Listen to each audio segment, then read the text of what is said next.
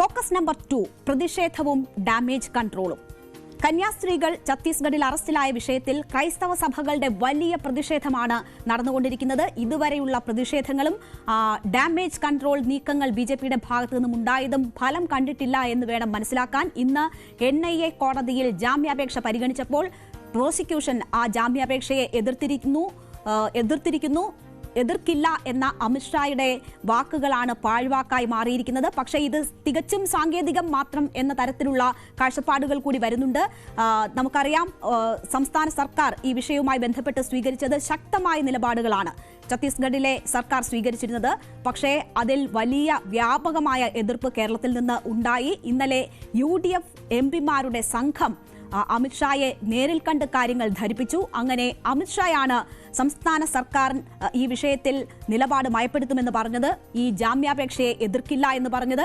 വിചാരണ കോടതിയിൽ തന്നെ പോകാൻ പറഞ്ഞു. പിന്നീട് ഹൈക്കോടതിയിലേക്ക് പോകും എന്ന വിവരങ്ങൾ വന്നു. പക്ഷേ ഏറ്റവും ഒടുവിൽ ജാമ്യാപേക്ഷ നൽകിയത് NIA കോടതിയിലാണ്. NIA കോടതിയിൽ ഇപ്പോൾ പ്രോസിക്യൂഷൻ ഈ ജാമ്യാപേക്ഷയെ എതിർത്തിരിക്കുന്നു എന്ന വിവരമാണ് വരുന്നത്. പക്ഷേ BJP നേതാക്കൾ പറയുന്നത് ഇത് വെറും സാങ്കേതികം മാത്രമാണ് എന്നതാണ്. കാരണം പ്രോസിക്യൂഷന് ജാമ്യാപേക്ഷയെ എതിർക്കാതിരിക്കാൻ കഴിയില്ല. ആ ഒരു നിലപാട് അവർക്ക് അവിടെ സ്വീകരിക്കേണ്ടി വരും. അതൊരു സാങ്കേതിക കാര്യം മാത്രമാണ് എന്നതാണ് BJP നേതാക്കൾ ചൂണ്ടിക്കാട്ടുന്നത്.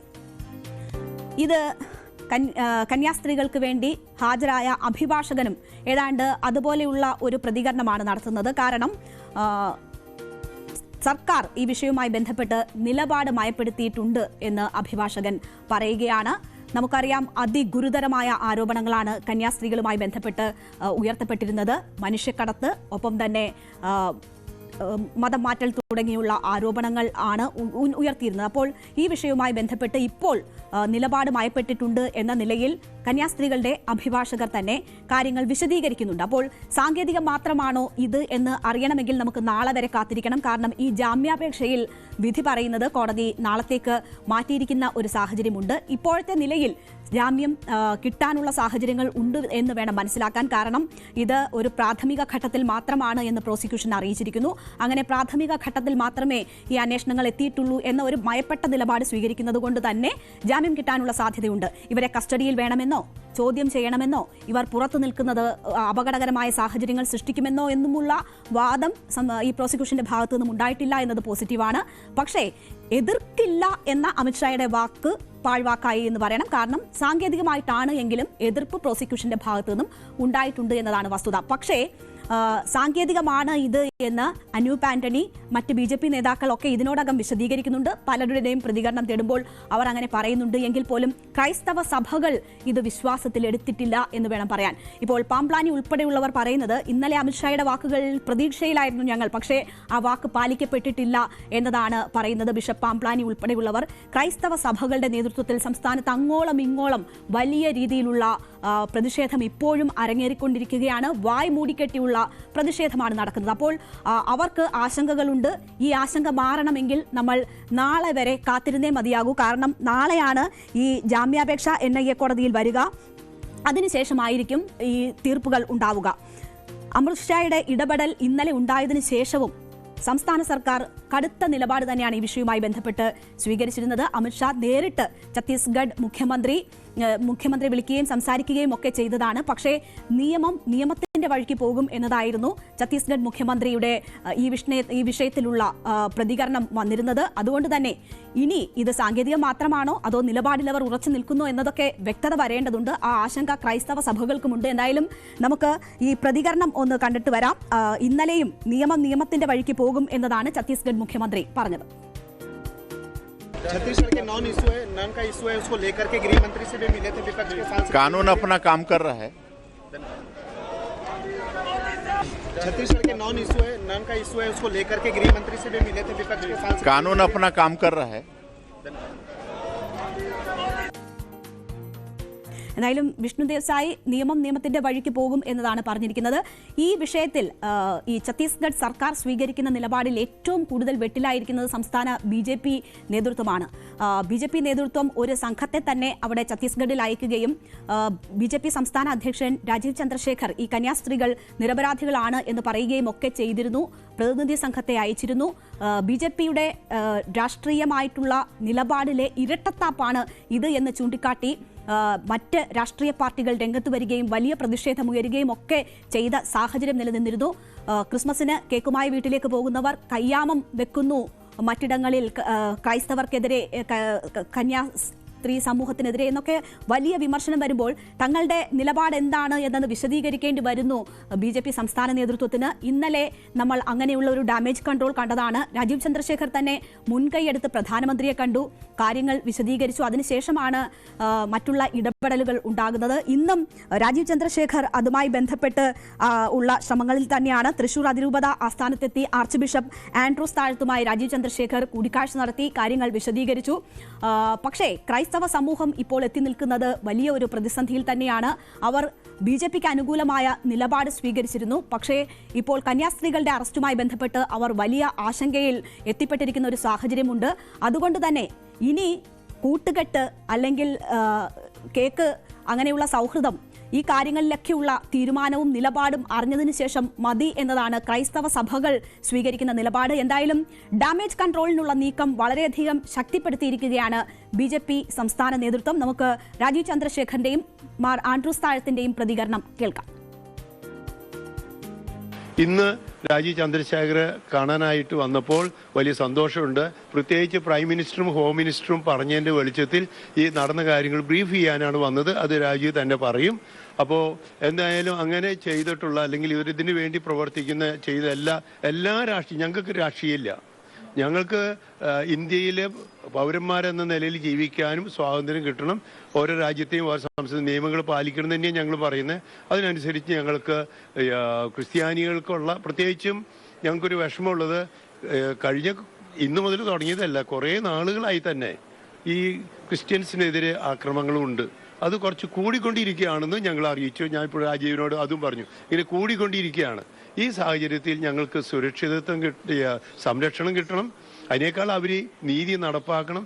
ഇപ്പം ഞങ്ങളുടെ ആഗ്രഹം ഇത് സിസ്റ്റേഴ്സിനെ അറസ്റ്റ് ചെയ്തത് ഇന്നീത് അവരൊരു തെറ്റും ചെയ്തിട്ടില്ല. മിഞ്ഞാന്ന് ഞാൻ പ്രൈം മിനിസ്റ്ററിന്റെ ഒപ്പം ഇരുന്നു. അദ്ദേഹം ഉറപ്പ് തന്നു ഇവർക്ക് ജാമ്യം കിട്ടും, കന്യാസ്ത്രീമാർക്ക് ജാമ്യം കിട്ടും. സംസ്ഥാന സർക്കാർ ജാമ്യം ഒപ്പോസ് ചെയ്യില്ല എന്ന് എനിക്ക് പ്രൈം മിനിസ്റ്ററും ഹോം മിനിസ്റ്റർ അമിത്ഷാജിയും പറഞ്ഞു. ഇന്നലെ അദ്ദേഹം ഓപ്പോസിഷൻ MPസിനോടും അത് തന്നെ പറഞ്ഞിട്ടുണ്ട്. ഇതൊരു പ്രോസസ്സാണ്, ആ പ്രോസസ്സ് നടക്കട്ടെ. എനിക്ക് പറയാനുള്ളത് ഞാൻ ഇന്നലെയും പറഞ്ഞു, ഇതിനെ പൊളിറ്റിസൈസ് ചെയ്യാൻ പാടില്ല. ഞങ്ങൾ ഇത് രാഷ്ട്രീയമായിട്ട് കാണുന്നില്ല. ജനങ്ങൾ സഹായിക്കണമെന്ന് പറഞ്ഞാൽ പാർട്ടി ഇറങ്ങും, സഹായിക്കും. അത് മതം നോക്കിയിട്ടോ വോട്ട് നോക്കിയിട്ടോ രാഷ്ട്രീയം നോക്കിയിട്ടല്ല ഞങ്ങൾ അത് ചെയ്യുന്നത്. കന്യാസ്ത്രീമാരുടെ വിഷമങ്ങളും കഷ്ടങ്ങളും പരിഹരിക്കാൻ ഒരു നീതി, ഒരു നിയമപര ഒരു പ്രോസസ് ഉണ്ട്. അത് നടക്കണം. അതിനെ കോംപ്രമൈസ് ചെയ്യരുതെന്നാണ് ഞാൻ ഇന്നലെ ഞാൻ അഭ്യർത്ഥിച്ചത്. അത് മറ്റൊരു കേൾക്കുമെന്നാണ് ഞാൻ വിശ്വസിക്കുന്നത്. എന്തായാലും രാജീവ് ചന്ദ്രശേഖറിനെ അടിയന്തരമായി ഡൽഹിക്ക് വിളിപ്പിച്ചിരിക്കുകയാണ് അമിത്ഷാ. എന്തിനാണ് എന്ന കാര്യമൊക്കെ കാത്തിരുന്ന് തന്നെ കാണാം. ഇതുമായി ബന്ധപ്പെട്ട് ഞങ്ങൾ ന്യൂസ് 18 കഴിഞ്ഞ ദിവസം ഒരു വാർത്ത നൽകിയിരുന്നു. അത് മതപരിവർത്തനവുമായി ബന്ധപ്പെട്ടാണ്. ചെങ്ങന്നൂരിൽ ഒരു ക്രിസ്തു മതത്തിലേക്ക് പോയ ഹിന്ദുക്കളെ തിരികെ കൊണ്ടുവന്ന ഒരു മതപരിവർത്തന ചടങ്ങ് നടന്നിരുന്നു. ഇന്ന് ഈ വിഷയങ്ങളൊക്കെ രാവിലെ ചർച്ചയ്ക്കെടുക്കുമ്പോൾ കത്തോലിക്ക സഭാ പ്രതിനിധി ഫാദർ ഫിലിപ്പ് കവിയിലും ഒപ്പം തന്നെ RV ബാബുവും തമ്മിൽ വലിയ രീതിയിലുള്ള ഏറ്റുമുട്ടലാണ് ഇന്ന് രാവിലെ ഞങ്ങളുടെ ട്രെൻഡ്സ് എന്ന ഷോയിൽ നടന്നത്. മതപരിവർത്തന നിയമങ്ങൾ ഈ സംസ്ഥാനങ്ങൾ പിൻവലിക്കണം എന്ന ഒരാവശ്യം ബിഷപ്പ് ജോസഫ് പാംപ്ലാനി മുന്നോട്ട് വെച്ചിരുന്നു. അതിനെ ചൊല്ലിയുള്ള കാര്യങ്ങൾ ചർച്ചയ്ക്ക് വന്നപ്പോഴാണ് RV ബാബു അതിശക്തമായി രംഗത്ത് വന്നത്. ആ ഒരു പ്രതികരണം കൂടി നമുക്ക് കാണാം. നിങ്ങൾ അകാരണമായി തടഞ്ഞു വെച്ചിരിക്കുന്ന ഈ രണ്ട് സിസ്റ്റർമാരെ, അവര് കുഷ്ഠരോഗികളെ ശുശ്രൂഷിക്കുന്ന സിസ്റ്റർമാരാണ് അവര്. മിഷണറി പ്രവർത്തനം എന്ന് പറയുന്നത് സേവനം മറയാക്കിയിട്ടുള്ളത് മതമാറ്റത്തിന് വേണ്ടിയാണ്. ഒരു മറയില്ല, ഞങ്ങൾ തുറന്നാണല്ലോ സംസാരിക്കുന്നത്. നിങ്ങൾ നേരിട്ട് നോക്കൂ, ഞങ്ങളുടെ പ്രവർത്തനങ്ങൾ ഒന്നും ഒളിച്ചു വെക്കുന്നില്ല. ഈ സിസ്റ്റർമാർ അവരെ ആരെ ഒളിച്ചും പാത്തും കൊണ്ടുപോയതല്ല, നേരിട്ട് ചെയ്തതാണ്. നിങ്ങൾ നടത്തുന്ന പ്രവർത്തനം ഇവിടത്തെ പട്ടികജാതി പട്ടികവർഗ പിന്നോക്ക അധസ്ഥിത ജനവിഭാഗങ്ങളുടെ ഇടയിലേക്ക് കടന്നു ചെന്ന് അവരുടെ ദാരിദ്ര്യം മുതലാക്കി. അതുകൊണ്ടാണ് സിസ്റ്റർ നിർമ്മല എന്താണ് മുതലാക്കുന്നത്? എന്താണ് ഈ മുതലാക്കുന്നത്? നിങ്ങൾ പറയുന്നതിന് എന്ന് പറഞ്ഞ സിസ്റ്റർ നിർമ്മലയാണ്. മതപരിവർത്തനത്തെ കുറിച്ചാണല്ലോ നിങ്ങൾ പറയുന്നത്. നിങ്ങൾക്ക് ഉത്തരം പറയാൻ സാധിക്കുമോ? ഇന്ത്യയിലെ ഹൈന്ദവ ആശ്രമങ്ങളില് വിദേശത്തുള്ള ക്രിസ്ത്യാനികൾ വന്ന് മതം മാറുന്നതിനെ പറ്റി നിങ്ങൾ എന്ത് പറയുന്നു? ഇന്ത്യയിൽ നിന്ന് മാത്രമല്ല, വിദേശത്തടക്കം അമൃതാനന്ദമയിയുടെ ആശ്രമങ്ങൾ, സത്യസായിയുടെ പ്രവർത്തനങ്ങൾ, രവിശങ്കറിന്റെ പ്രവർത്തനങ്ങൾ, അതേപോലെ നിരവധി ആശ്രമങ്ങളുടെ പ്രവർത്തനങ്ങളൊക്കെ നടന്നുകൊണ്ടിരിക്കുന്നുണ്ട്. അവിടെ നിന്നൊന്നും ആരെയും ഈ പ്രലോഭിപ്പിച്ച് തന്നെയാണ് മാറ്റുന്നത്. ഞാൻ പറയട്ടെ, നിങ്ങൾ ഒരു കാര്യം മനസ്സിലാക്കണം. ഈ പറഞ്ഞ ക്രിസ്ത്യാനികള് ഹിന്ദുക്കളാകുമ്പോൾ ഞങ്ങൾ ആരും അതിനെതിരെ നിന്നിട്ടില്ല. എന്തുകൊണ്ട് തിരിച്ചത് നടക്കുന്നില്ല എന്നാണ് ഞാൻ ചോദിക്കുന്നത്. അഭയോട് കാണിച്ചിട്ടില്ല. നിങ്ങൾ സിസ്റ്റർ അഭയൊന്നല്ല ഇവിടെ വിഷയം. നിങ്ങൾ പറയുന്നത് മതപരിവർത്തനത്തിന്റെ കാര്യമാണ്. നിങ്ങൾ ഒരു കാര്യം പറയുമ്പോൾ വേറെ കാര്യത്തിലേക്ക് പോകാതെ നിങ്ങൾ വിഷയത്തിൽ നിൽക്കൂ. നിങ്ങൾക്ക് ഉത്തരം പറയാൻ സാധിക്കാത്തപ്പോൾ നിങ്ങൾ മറ്റു കാര്യങ്ങൾ എടുത്തുകൊണ്ട് വിഷയത്തിൽ മാറാൻ പാടില്ല. എന്തായാലും വലിയ ഏറ്റുമുട്ടലായിരുന്നു ആ ഷോയിൽ തന്നെ ഉണ്ടായത്. ഈ കണക്കിനാണ് കാര്യങ്ങൾ മുന്നോട്ട് നീങ്ങുന്നത്.